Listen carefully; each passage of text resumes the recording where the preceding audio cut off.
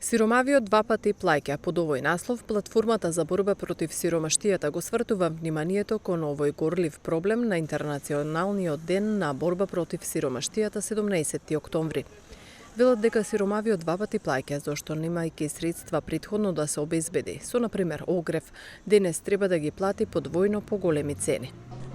Денешната конференција има наслов Сиромавиот два пати плаќа, затоа што со сите покачување на цените, со ненавремено обезбедување на финансиски средства, со ненавремено складирање на добра за да се помине зимата, сиромавиот сега плаќа двојно, цените двојно поскапеа, тие кои што не купија дрва на време, сега ги плаќаат двојно, тие кои што немаат добра изолација во домовите, сега повторно плаќаат дупло повеќе него оние кои што имаат квалитетни домови. Во суштина се плаќаат два пати. Купуваат поевтино, побрзо се крши, купуваат полесно нешто што може да се помине денот, тоа им го оштетува здравјето и во суштина така се одлучивме дека оваа година темата ќе биде Сиромавиот два пати плаќа, да го потенцираме влијанието на сите кризи кои што го искусуваат граѓаните во изминатиот период. Од Македонската платформа против сиромаштија велат дека тоа е мултидимензионална состојба, бараат систематски пристап.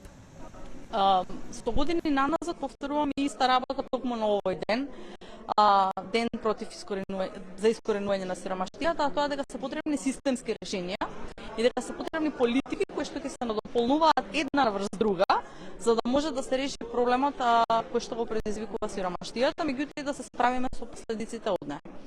Сиромаштијата е мултидимензионална состојба во која што не може само системот за социјална заштита да направи промена, ниту пак само економски мерки да го дадат посакуваното решение.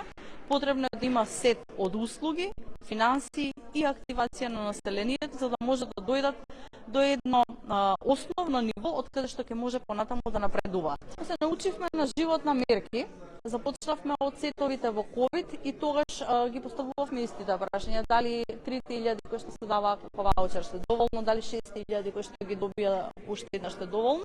Да, парите им се добре дојдени на семејствата, особено на овие семејства. Меѓутоа пари кои што се само како финансиска помош или како мерка, а не се стратешки испланирани долгорочно и не се системски вклучени, не може да направат промената. Да, ја охрабруваме владата да продолжи понатаму да инвестира во најранливите граѓани, меѓутоа сметаме дека она што требаше да се направи во периодот е примателите на гарантирана минимална помош да добијат повишување, кое што ќе ги следи трошоците за живот и ќе го следи растот на минималната плата. Расте бројот на македонски граѓани кои живеат во екстремна сиромаштија. Податоците на Државниот завод за статистика покажуваат дека речиси 452.000 граѓани живееле под прагот на сиромаштијата во 2020 година во државава. Стапката на сиромашни лица од вкупното население е 21,8%, што е зголемување во однос на 2019 година, кога тој процент изнесувал 21,6%.